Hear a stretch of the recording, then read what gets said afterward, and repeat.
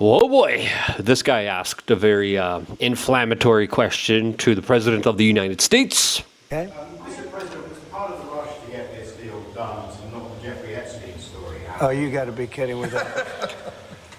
No, had nothing to do with it. Only you would think that. Well, as this saga, this scandal still is not ending, as there are some very interesting actions being taken by Congress right now, as the discussion has turned whether or not there should be a pardon of Ghislaine Maxwell. Could we believe what she is saying? As we have a very interesting debate starting off with some people saying, you know what, get her off, as she has been getting off in multiple weird ways, as other people are saying, no, she cannot be trusted. She does not deserve to have a reward here, as the conversation gets really interesting, as now we're being told Epstein worked for intelligence, guess for who?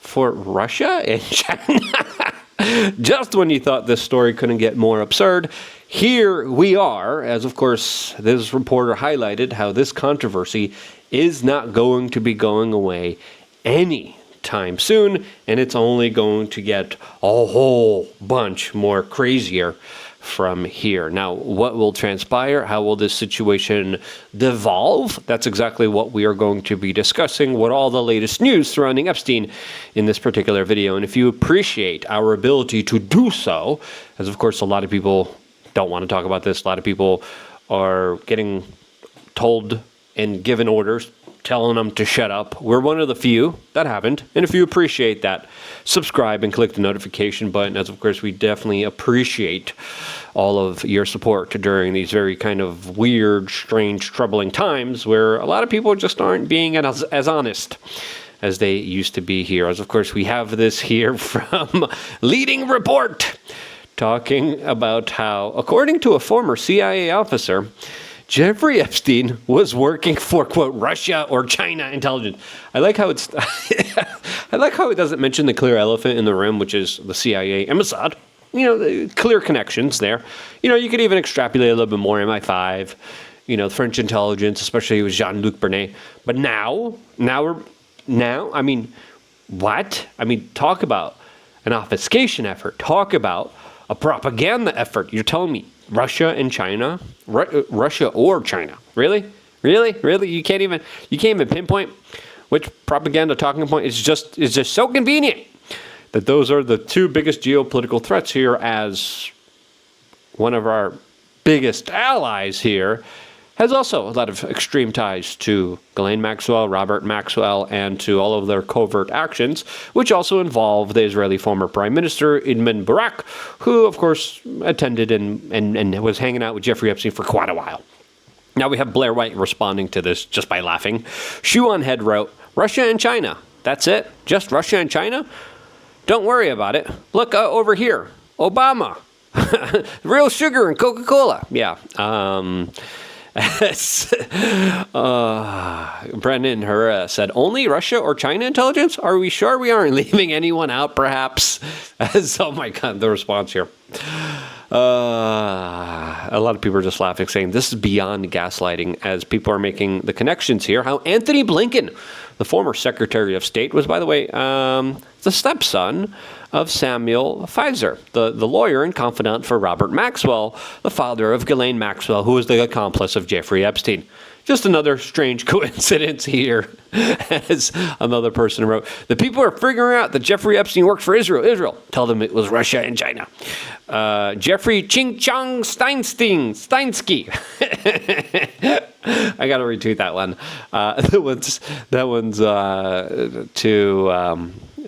too good not to share, and they just keep getting more ridiculous the further you go on here. It's pretty clear here. This is a very kind of convenient narrative for the intelligences to run here, as now there are considerations of an actual pardon for Ghislaine Maxwell in exchange for information in the names of co-conspirators, according to Thomas Massie, who came out and had this to say on Meet the Press. Congressman Massie, first to you, would you support a pardon or commutation of Ghislaine Maxwell? you know, that would be up to the president. But if she has information that could help us, then I think she should testify. Let's get that out there. And whatever they need to do to compel that testimony, as long as it's truthful, I would be in favor of. Now, that's what a lot of people are kind of contesting here, is allegedly Ghislaine Maxwell has already given the new Trump DOJ over 100 big names, including, of course, Prince Andrew, as she was quizzed and interviewed for over 9 hours and then was seen with a strange white box returning back to her cell. Now, people are trying to predict who's on this name, who's on the top of this list here. Is, of course, number 1 is Prince Andrew, number 2 is Bill Clinton, 3 Bill Gates, Alan Dershowitz, number 4, 5 Donald Trump here, and of course we also have individuals like Reid Hoffman, Jean-Luc Bernet, Peter Thiel, and many others that were in contact. Larry Summers, also another major one. Harvard University, major scientific extensive ties here with Jeffrey Epstein, and that's just scratching the surface. As a lot of people say, there's probably a lot more of them, as now the Democrats are looking to get more records. Will they actually do it? Before talking about that and whether I believe there should be a pardon or not, we wanted to tell you about takecom.com. We have really great CBD. Earlier today, it was just hustle and bustle. I was working nonstop, meeting with all my family members, and I'm like, all right, I'm getting too overstimulated here. I'm hustling, I'm working, I'm trying to deal with the studio, I'm trying to deal with this time change, I'm trying to deal with like 20 crazy Polish people. And I'm like, all right, I'm gonna take some CBD. I took some CBD and I calmed down. And I wasn't, because I was feeling like, okay, this is how I feel when anxiety kicks in. This is how I feel when stress kicks in. Let me take it easy. Let me make sure that I get to relax a little bit here. I should have meditated. I should have went and touched some grass, wet my feet. But I was in a rush, didn't have time. You know, hustle, bustle, woke up a little bit late. Totally, my sleep schedule's totally messed up. And I'm like, you know what? Whatever. I'll just take a little bit of CBD. I always have it with me. And it really did work. It really did help relax me. It helped me be at ease. It helped with the kind of anxiety of seeing like family members that I haven't seen in like 6 years. And I can't recommend this stuff enough. We source it in America, made in America, grown in America, produced in America, 1,000 milligram full spectrum CBD. This is the real deal type of stuff. It's not that gas station stuff you get from China or Russia, where Jeffrey Epstein is allegedly working with. It's not that gas station fake stuff with fillers and seed oils and sweeteners and all this other nonsense. This is the real deal. CBD here, and it's been something that has been incredible a couple years for me ago when it comes to dealing with anxiety, when it comes to dealing with panic attacks. It helped me out so much. You should, of course, talk to any medical professional before putting anything into your body. We only have 39 of them remaining. Get them while supplies last. I really do like them. I think you will like them too. Takecom.com. Get yourself some real deal CBD here. Now, let's get back to this discussion here, as of course we just went off and named some names here. Names that, of course, a lot of people... Oh, yeah, Howard Lutnick is probably in there. Bill Gates' close friend, who's in the Trump administration now, his name's probably in there with the way that things are going. He's a big money broker, big money player. As Axios is reporting that the Democrats think that they can now get a hold of Jeffrey Epstein's birthday book. Well, will they? It's going to be interesting to see, as of course a lot of the action is going to return soon to Washington, D.C. in a matter of weeks, as Congress is in a recess here. But there's also talk about a bipartisan group of politicians that say that they want to force a House vote on releasing the Epstein files after recess. Now, the recess was done early. The House is in control of course, Mike Johnson and the Republicans, who overwhelmingly will do whatever Donald Trump tells them to do here. As Jeremy from the Quartering has a kind of more black pill to take here, saying it doesn't matter because there's nothing in the files. I'm trying to counter this hopium nonsense the best I can here. We'll see what Congress is able to do here, because again, the files, 100,000 files, were supposed to be released, and according to some sources, are still being kept by the federal government. Now, there's also very important financial records. There's also a lot of important records about associates, scientific projects, higher institutions of learning, big tech social media companies involved here. There's a lot to delve in through here, especially when it comes to all of the real estate and all of the boats and submarines and helicopters and airplanes and private jets and other CIA-linked type of endeavors here that are definitely kind of worth looking into, according to my own personal opinion, as we are hearing of Ghislaine Maxwell potentially being rewarded for her participation in what could be the biggest, most prolific snitching deal ever, as the Daily Mail is calling it, the most important meeting of Ghislaine Maxwell's life, as people are revealing what happened during this 9-hour interrogation and her hopes to move from brutal federal prison to low-security jail dubbed Camp Cupcake. Now, there's already talks about her being kind of not in a big prison, but Clint Russell writes, perhaps an unpopular opinion, but if a pardon to Maxwell results in a couple dozen high-profile people going to prison, I would make this trade. This, as other people are saying, I don't think so. As we have one of the alleged Epstein survivors, Sarah Ransom, coming out and saying this about Ghislaine Maxwell, as some people believe that Ghislaine Maxwell was actually the head of the snake. She was in charge of the extortion blackmail operation, and she was the one calling the shots here, not Jeffrey Epstein, who some people believe was just her pawn. She had no remorse in her voice. Ghislaine has no soul. And you know yourself what I've been through trying to take her down. And the reason why I've had to go through that is because she's a dangerous human being. She will reoffend, and reoffend. These people never stop, ever. She had no... And listen, if someone has a predilection towards small children, that usually cannot be fixed here.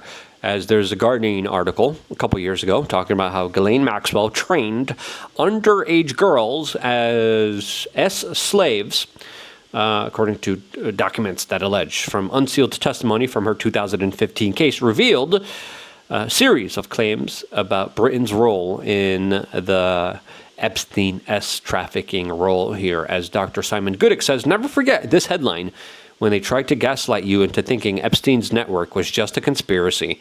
And yeah, I absolutely agree here. Virginia Giuffre had this to say about Ghislaine Maxwell before, of course, she met her early demise, which her lawyer and her father believe wasn't a coincidence. She is a monster. She's worse than Epstein. She did things even worse than Epstein did. She was vicious. She was evil, and she was a woman. Her lawyers have said Ghislaine Maxwell is not a Jeffrey Epstein, that she has been a victim of media spin. They're doing their job, but I know that woman. I've known her really well. Put it this way. Epstein was Pinocchio, and she was Geppetto. She was the guy controlling the strings. Jeffrey. Yep, she was pulling the strings. She had his money. He had her contacts, but Ghislaine was much more conniving and smart than Epstein ever was. Now, is this conniving, very smart woman who wants to get out of jail now scheming and manipulating a way to do that? Well, that's what a lot of people are talking about here, as of course, there's also a lot of rare footage of Epstein, who allegedly was trying to reshape his image, as there's allegations about Steve Bannon allegedly coaching him and helping him do that with rare snippets, as of course everyone's kind of asking, hey, where's that extremely long kind of interview that Steve Bannon did with Jeffrey Epstein?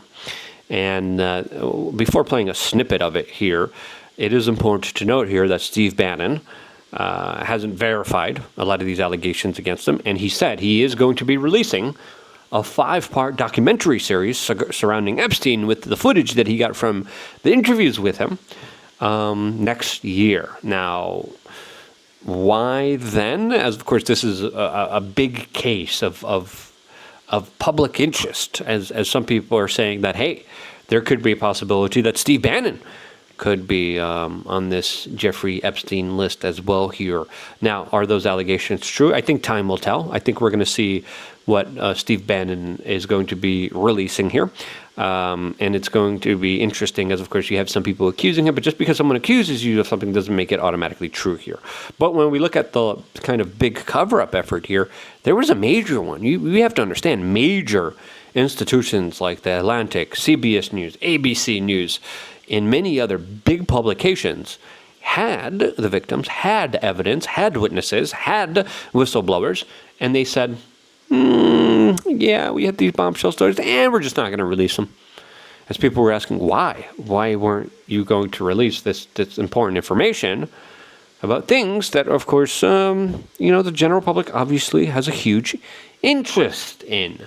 As anytime there's an obfuscation effort, we have to understand here that this creates the Streisand effect, this blow-up effect. As, of course, when we see what just happened with Pam Bondi and Donald Trump here, I mean, there's going to be an extremely long, tough road to redemption here that maybe, if it ends with some high-profile arrests of some very powerful, evil, predatory people, maybe then there could be some kind of salvage of people's reputations, of people's legacy here. But so far, this has been the one key issue that has been, I think, the most difficult issue for Donald Trump to deal with. Of course, he's continued to be asked about this time in and time again.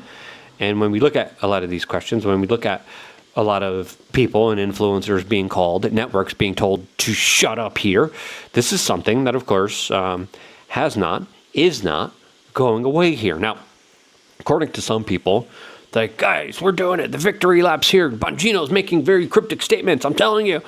Listen, I'm at a certain point where I don't believe anything.